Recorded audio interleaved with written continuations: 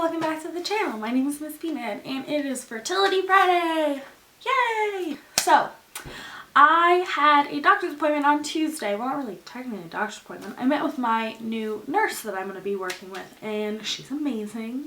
Just gonna point that out for once. Like, she's totally awesome sauce. I am so excited to be working with her.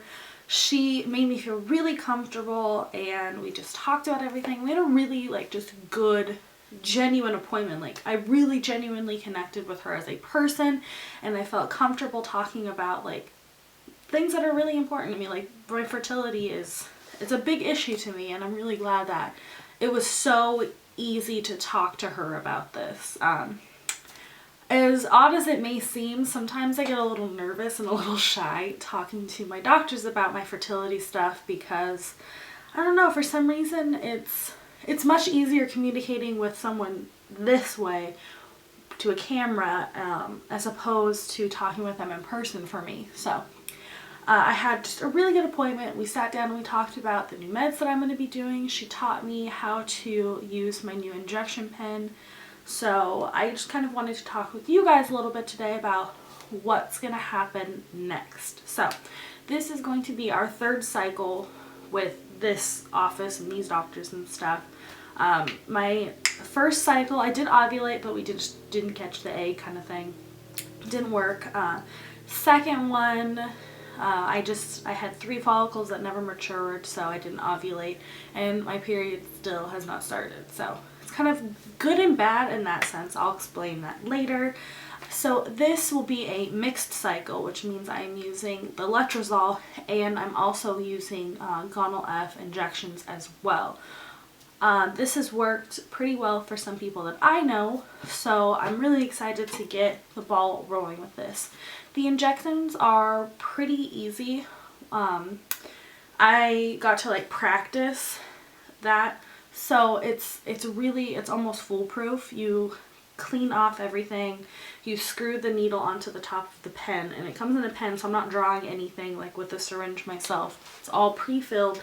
I dial it to the amount that I'm going to be using, all of that, and then I inject it into my stomach. So and I hold it, wait 5 seconds, release, pull it out, screw the lid back on the needle, put the needle in the shark's container. It shouldn't be that difficult, and the needle was minute. It was so small. It was crazy small. It's half the size lengthwise of an insulin needle, and honestly, shots have never bothered me. Needles have never really bothered me. I'm the one person that's always cool and down with blood draws.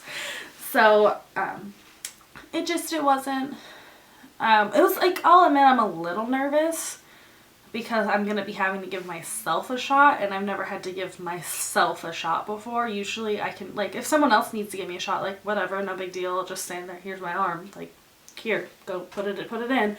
Or the ones that I get in my stomach, okay, go for it. But having to give yourself a shot's a little different. It's going to be interesting. But I got to practice with a little dummy cube that they had, so I got to feel what it feels like, and it kind of helped bring down any little anxiety that I had. So I'm really looking forward to doing this. I've been talking with Taylor and we kind of been batting around the idea of giving my body a rest cycle. So whenever my period does start, I think we might just sit out that cycle and that month of just not putting any more medicine, any more hormones into my body, just breathing, taking some time to just not have to worry about this for a little bit. Taking a rest cycle, I originally was not interested in doing at all. I was no, I want to get the ball rolling on this. I want to do this now. And the more I think about it, the more I think I really need to take a little bit of a break. I've just been crazy, ridiculously stressed with so many things, and I really think that I just need to breathe and sit it out for a little bit. It's not it's going anywhere. So I just kind of think I need to take a little bit of a breather, a little bit of a break, kind of just regain my own confidence. I was really, really, really bummed that the second cycle did nothing. It's a lot of money to put into something that doesn't work. And it was really hard. Like, I called my friend. Well, I didn't really call. Actually, no, I did talk to her on the phone. I'm not a phone person. I don't like to talk on the phone. Like, I'll text somebody my life story, but do not ask me to make a phone call kind of thing. But I was just like, I was so upset. And I felt like I had just wasted so much money. Like, money that could have been going in other places to other things. Like, more important things. And she kind of just had to be like, why are you so upset? Like, you shouldn't be. This isn't like you're failing. You're not throwing money into something that's bad. It's not like I'm wasting my money on something that's not what I want. This is what I want. So it was really nice to have somebody kind of like reaffirm that, and then I'm not wasting money trying to do this. It's hard because you don't get a guarantee.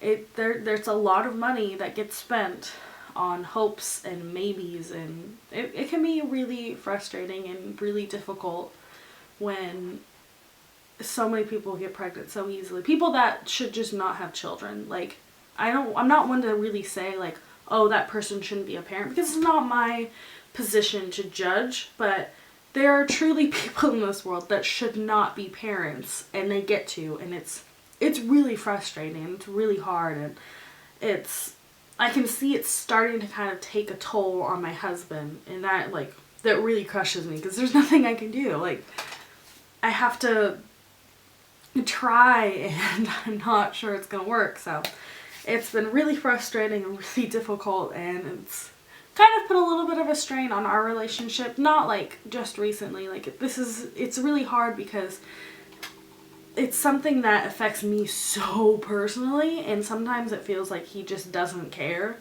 And I know that that's not the case. Like, I know that's not the case because he needs to be that strong person, that rock that I go to, and I'm the one that just usually crumbles. So it's hard to deal with that, but I'm really excited about this. I'm using new meds. We'll see how it works. Yeah, I think we might go through with pursuing IUI next instead of just like timed intercourse. So that is definitely something that we're gonna, need to consider. And maybe it's best that we take a month off so we can save up the money that we would be spending on just a bunch of meds, and I can save that money and throw it into like the meds and the IUI for the next cycle. So I'm definitely trying to see all of the good things about taking a rest cycle off instead of just thinking like, oh, it's one more month that I have to go that I'm not pregnant. So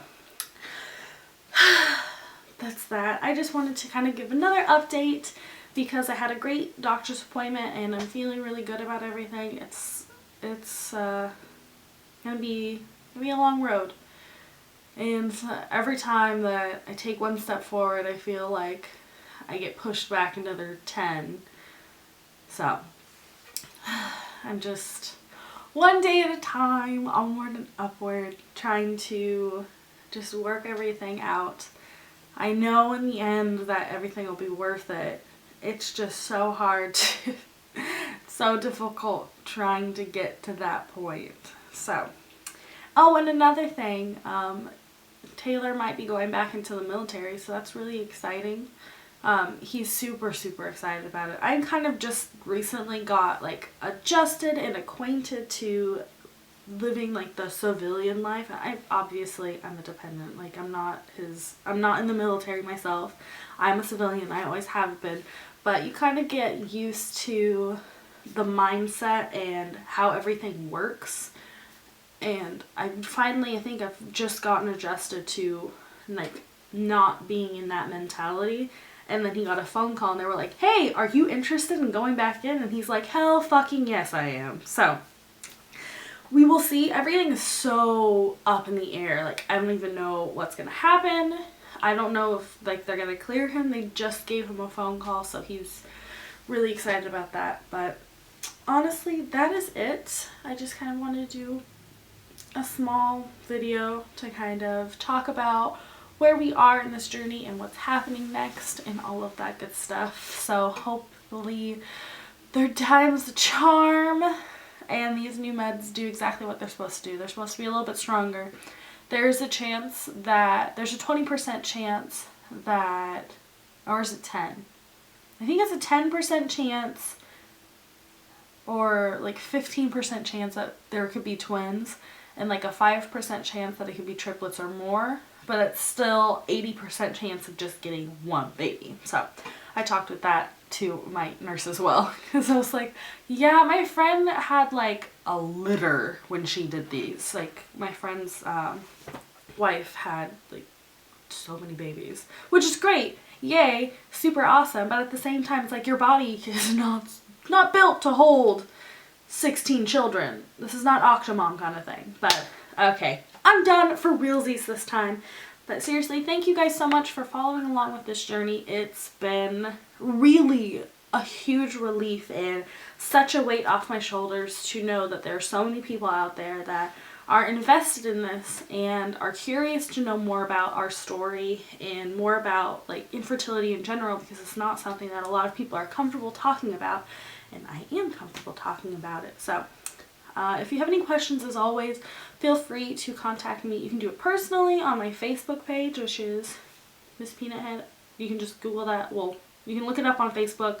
My face will be there. You'll know. You'll recognize me. Or you can leave a comment and I'll respond to it. I pretty much respond to like every single comment like is posted on my page. But that is it. I love you guys so much. Thank you for being such an important part of all of this. It's nice to have other people along for the ride and to kind of back me up and have my back and stuff. So that's that. I love you guys so much. Bye!